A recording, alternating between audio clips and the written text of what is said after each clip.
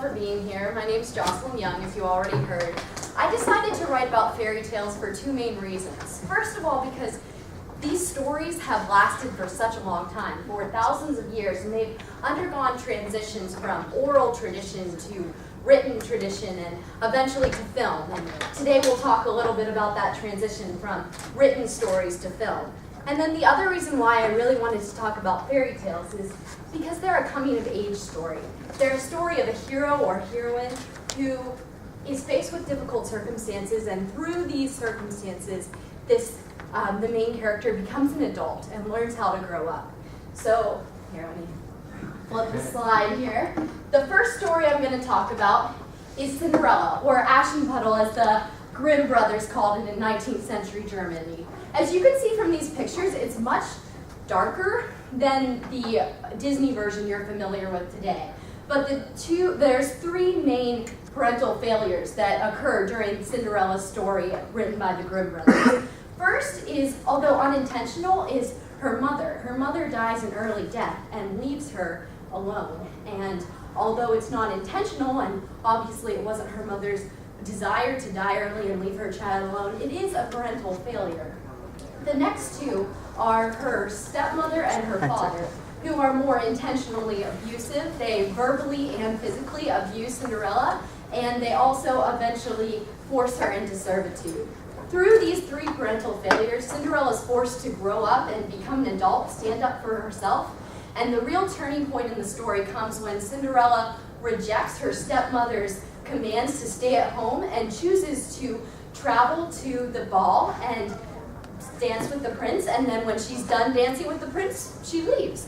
And so that independent night where she's out by herself doing what she wants to do is kind of her moment where she becomes an adult. The second story I want to talk about briefly today is Sun, Moon, and Talia, which is the Italian name given for Sleeping Beauty. Now this is a very dark story. I'm not sure how many of you are familiar with it, but the two parental failures in this story are her mother and father, who abandon her in the woods after she's pricked by the spinning wheel, and she's left alone in a cabin in the woods. And when she wakes up, she actually has two children. So not only is she abandoned in a cabin in the woods where she has to be an adult and fend for herself, but she also has to take care of two children, so she's a mother. So I would definitely say at that point she has passed from childhood into adulthood. And the final story I wanted to talk about is Beauty and the Beast. And the written version I looked at was from a 16th century French author. And in this story, this is probably the most similar to the story you know through Disney. And the parental failure in this story is her father. Her father is incompetent. He's not able to provide for her, he's not able to take care of her, and in the end, he's not able to protect her from the beast. And the turning point for Beauty is when she voluntarily decides to leave her father's household, her father's protection, and travel to the beast's lair to live with him in order to protect her father. And this adult decision and the consequences that she has to face because of making this decision are the way she grows up and the way she passes from childhood to adulthood.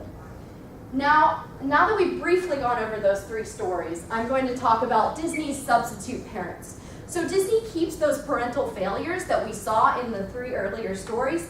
Disney stays pretty true to those, but instead of allowing the heroine to grow up and face these struggles that the parental failures forced on the heroine, Disney introduces substitute parents that take some of the hardship away from the heroine. So you're obviously familiar with the fairy godmother who comes along and creates a dress for Cinderella and sends her off to the ball, and like any sensible parent, sets a curfew for when she needs to be home, just like a real parent.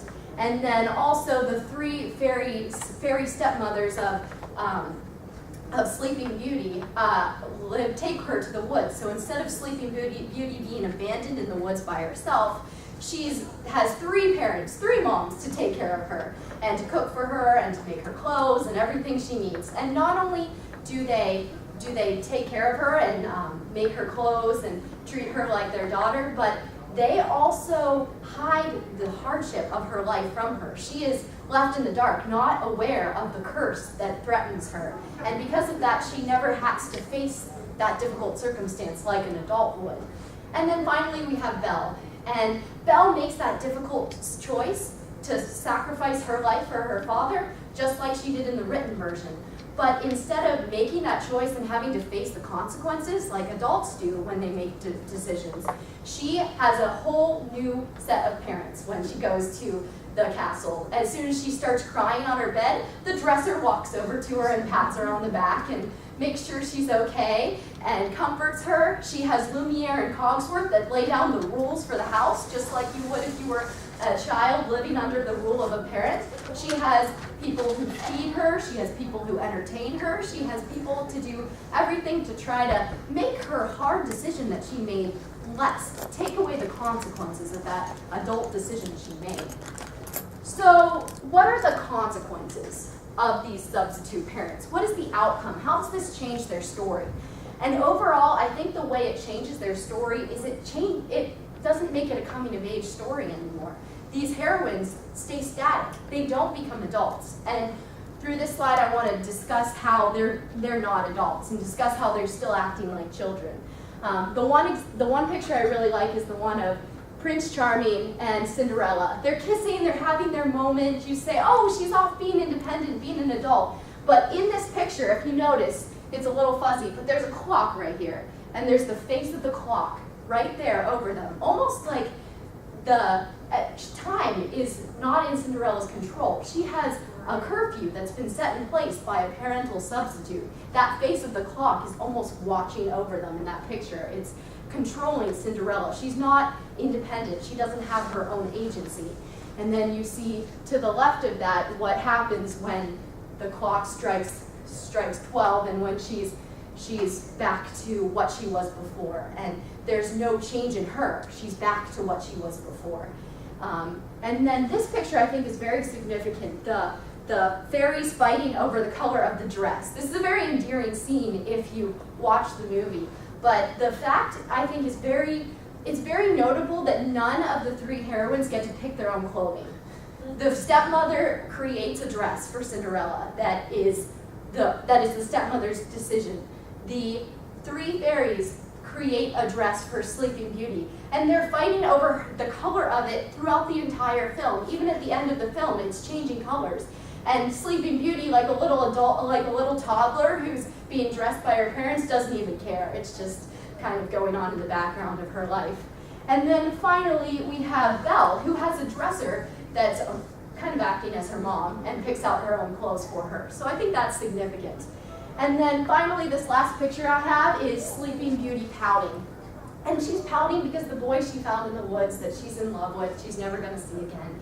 And she's pouting like a little kid, like head down, I'm not going to move until I get what I want. And the interesting thing is, in just a minute in this film, if you're familiar with it, she's going to prick her finger and go to sleep.